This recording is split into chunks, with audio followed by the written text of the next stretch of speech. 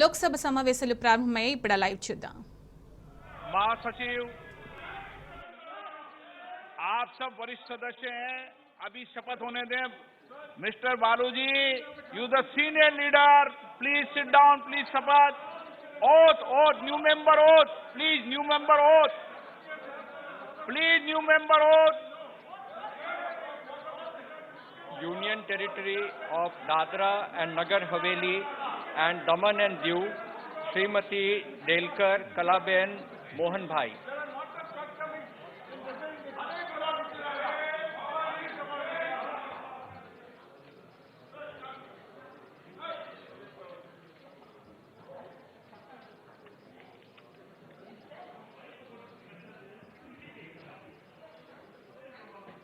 मैं कलाबेन मोहन डेलकर, जो लोकसभा की सदस्य निर्वाचित हुई हूँ, ईश्वर की शपथ लेती हूँ कि मैं विधि द्वारा स्थापित भारत के संविधान के प्रति सच्ची श्रद्धा और निष्ठा रखूंगी. मैं भारत की प्रभुता और अखंडता अक्षुण्ण रखूंगी तथा जिस पद को मैं ग्रहण करने वाली हूँ उसके कर्तव्यों का श्रद्धापूर्वक निर्वहन करूंगी.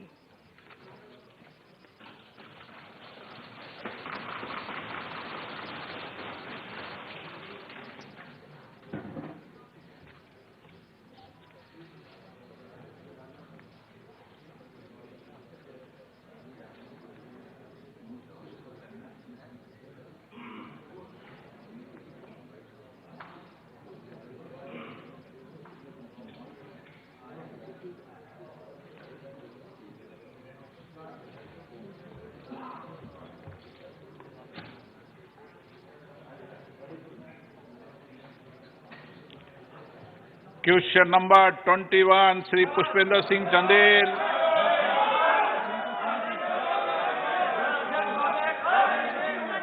महोदय, मेरे प्रश्न का जो कि देसी गौवंश के दूध के उत्पादन से संबंधित है, माननीय मंत्री भारत सरकार ने बहुत अच्छा उसका उत्तर दिया है. भारत सरकार उस दिशा में बहुत काम कर रही है. मैं बुंदेलखंड क्षेत्र से आता हूं. माननीय अध्यक्ष, माननीय पहले प्रश्न संख्या बोले. प्रश्न संख्या 21. माननीय मंत्री जी, क्या है? माननीय अध्यक्ष महोदय, देसी गौवंश से जो उपलब्ध दूध है उसकी निरंतर उस पर कमी आ रही है. भारत सरकार ने बड़ा उस पर क्रांतिकारी कदम उठाया है और पूरे देश में हर जगह देसी गौवंश के दूध उत्पादन को लेकर के अनेक प्रकार के प्रयोजन किए हैं.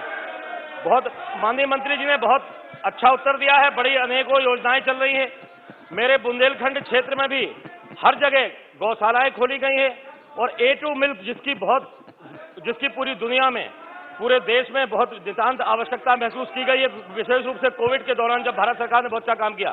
माननीय प्रधानमंत्री जी का बहुत क्रांतिकारी कदम जो पोषण अभियान चल रहा है, मैं माननीय अध्यक्ष महोदय से के माध्यम से माननीय मंत्री जी से ये जानना चाहता हूं, क्या हमारे बुंदेलखंड क्षेत्र में A2 मिल्क. सदस्यगण, माननीय सदस्यगण, ये प्रश्नकाल है. आपको प्रश्नकाल पे पर्याप्त समय, पर्याप्त अवसर दूंगा मैं. आप चर्चा करने के लिए आए यहाँ पर, तो चर्चा कीजिए. सदन में अच्छा सकारात्मक संदेश जाना चाहिए.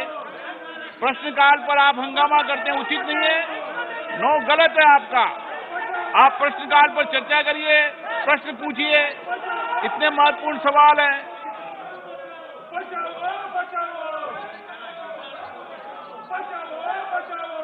महोदय, विपक्ष की जो ये करतूत जो दिख रही है, किसानों की बात करते हैं. बुंदेलखंड के किसानों का भला इस मोदी सरकार ने किया है.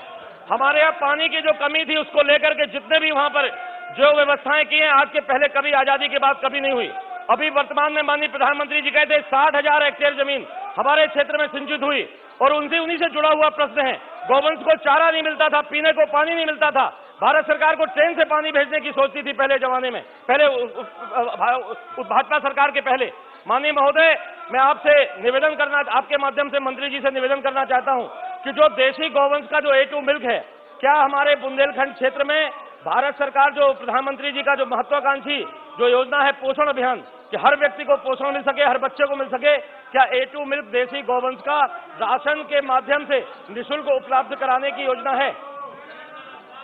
माननीय अध्यक्ष जी, सुझाव अच्छा है माननीय सदस्य का। A2 मिल्क की महत्व है बहुत पूरे देश में, और आज के दिन अगर आप देखेंगे तो शहरों में एक अलग कल्चर पैदा हुई है A2 मिल्क के लिए, चाहे उसका दूध हो या घी हो।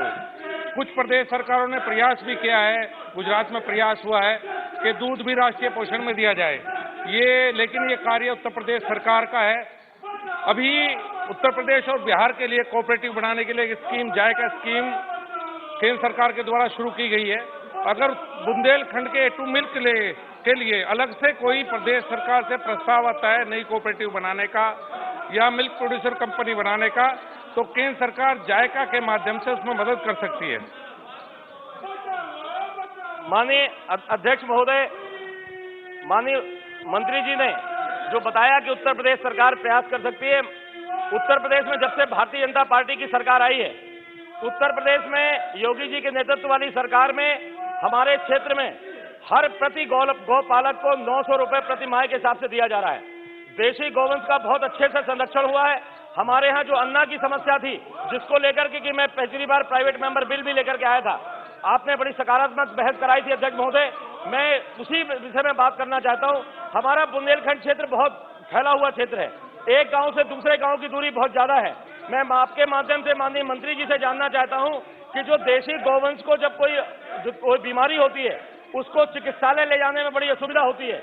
जब उस गौवंश को ले जाना पड़ता है और दूरी ज्यादा होती है तो इलाज नहीं हो पाता है। मैं माननीय मंत्री जी से आपके माध्यम से जानना चाहता हूं, क्या भारत सरकार की ये योजना है कि उन चिकित्सालयों को हर गांव में या गांव के नजदीक जहां पर दूरी ज्यादा है, हर गांव में किसानों को उनके गौवंश के इलाज के लिए वहां पर उपलब्ध कराने की भारत सरकार की कोई योजना है? माननीय अध्यक्ष जी, आजादी के बाद पहली बार एक बहुत अच्छी स्कीम आई है, मोबाइल वेटनरी वैन की, क्लिनिक की कह सकते हैं आप। 2980 मोबाइल वेटनरी क्लिनिक पूरे देश में दिए जा रहे हैं। 476 करोड़ रुपए केंद्र सरकार ने प्रदेश सरकार को उपलब्ध कराए हैं। उसमें से 520 mobile veterinary clinic Uttar Pradesh के लिए दिए गए हैं, और मुझे उम्मीद है कि इन मोबाइल वेटनरी क्लिनिक के माध्यम से बुंदेलखंड जैसे जो पिछड़े क्षेत्र हैं, उनमें पशुपालकों को, जो गरीब पशुपालक हैं, उनके इलाज की सुविधा मिलेगी। और इन मोबाइल वेटनरी क्लिनिक को चलाने के लिए कि 60-40 के उसमें प्रदेश और केंद्र सरकार आगे मदद करेंगी। और ये इतनी बेहतरीन स्कीम है, मुझे लगता है कि मोदी जी के नेतृत्व में एक गरीब पशुपालक के लिए इससे बेहतर कोई स्कीम नहीं हो सकती थी। माननीय सदस्य, आंध्र प्रदेश जैसे मुद्दे पर चर्चा हो रही है, आप प्लीज अपनी सीट पर जाइए। आप जिसकी डिमांड करते हैं उस पर प्रश्न आया, आप अपनी सीट पर जाइए। नहीं, आप अपनी सीट पर जाकर बैठिए। आप आंध्र प्रदेश पुनर्गठन के मामले पर कई बार इश्यू उठाते हैं, सदन में चर्चा नहीं करना चाहते हैं, ये उचित नहीं है।